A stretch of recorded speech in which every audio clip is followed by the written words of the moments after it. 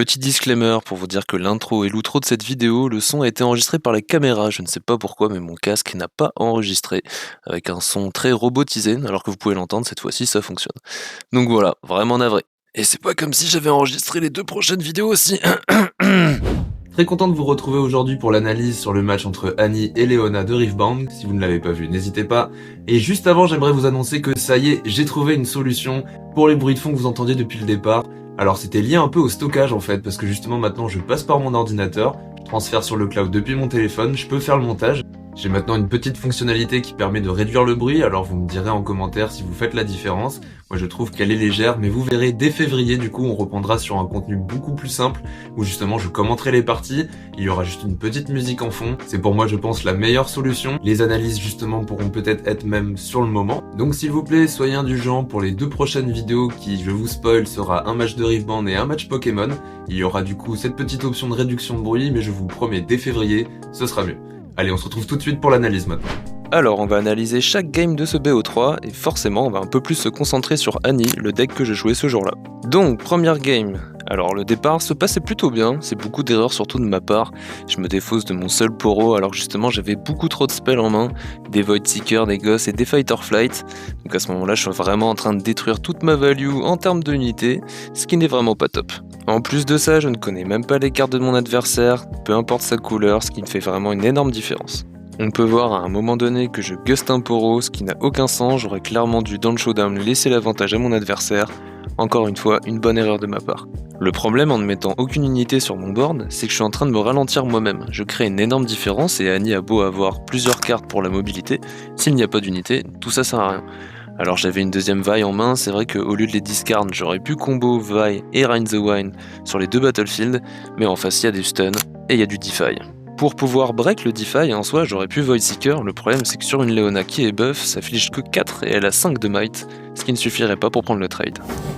Juste après, on peut s'apercevoir que mon adversaire channel 2 runes de plus. Voilà, c'est des choses qui arrivent, on était en train de discuter, tant pis. De toute façon, vous verrez que ça n'a aucune finalité positive ou négative dans cette game, parce qu'il avait toutes les cartes en main pour pouvoir me stun ou me defy.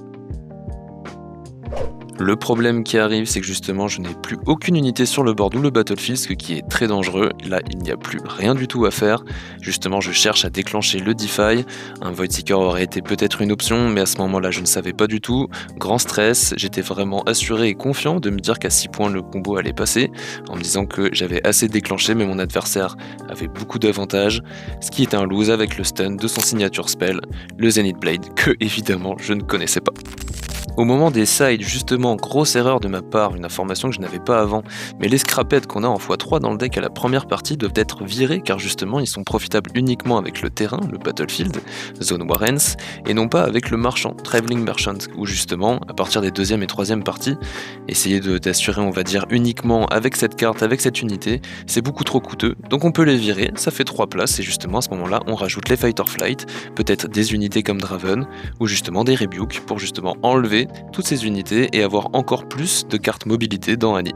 On passe maintenant à la 2e game, clairement c'est là où on voit la puissance d'Annie et sa rapidité avec ce deck aggro. J'ai une meilleure main, un début vraiment rapide et parfait, à monter 3 j'arrive à monter au score de 5 avec mon hold, et peu de temps après j'ai même le double combo en main avec Vi et Ride the Wine, qui est très très fort.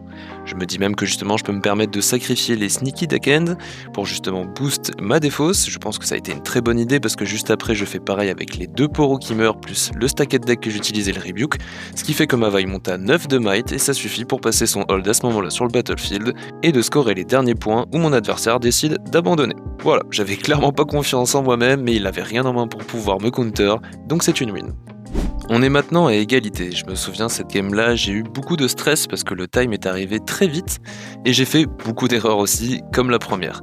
Alors mon adversaire n'avait rien au départ, que des spells, et moi j'ai pu Traveling Merchant mais j'ai oublié carrément à un moment justement de channel ma 3e rune de départ parce que j'étais 2e joueur et mon adversaire me le notifie, je te remercie. Peu de temps après, justement, j'ai Kai'Sa en main et je ne la ready pas, ce qui pour moi je pense a été une erreur parce que j'aurais été déjà à 2 points et que j'avais Fight or Flight en main et comme justement à la fin de son tour, Annie 2 runes ready, j'aurais pu la défendre et là à ce moment-là j'aurais peut-être eu un avantage car on va voir à la fin mais le score va être très serré. Clairement ensuite je me mange des stuns dans la gueule, désolé y a pas d'autre mot, ça fait mal, je ne connais vraiment pas ces cartes et je commence à être vraiment épuisé, je suis en mauvaise posture, je fais un Void Seeker totalement useless pour Dross qui ne m'amène absolument rien. C'est le caca. Et là, monumental. J'ai mon adversaire qui passe turn, mais je fais quelque chose de totalement inutile. J'invoque ma Annie, mon champion unit, pour récupérer un Fight or Flight, dégager son unité, tout ça pour qu'au final, en plus, à son tour, il puisse tout simplement revenir. Donc c'est le tour le plus nul que j'ai pu faire de tout ce BO3. Je tente après un Void Seeker qui ne casse pas son counter.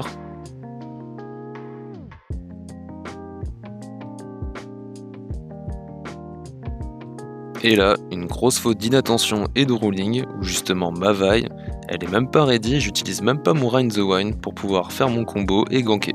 Mon adversaire ne s'en rend pas compte, j'en suis navré, c'est une grosse erreur. De toute façon, il ne se passera rien après, mon adversaire avait clairement l'avantage. Comme mon adversaire avait commencé, et je le comprends, il va essayer de hold un battlefield, ce qui va justement totalement marcher.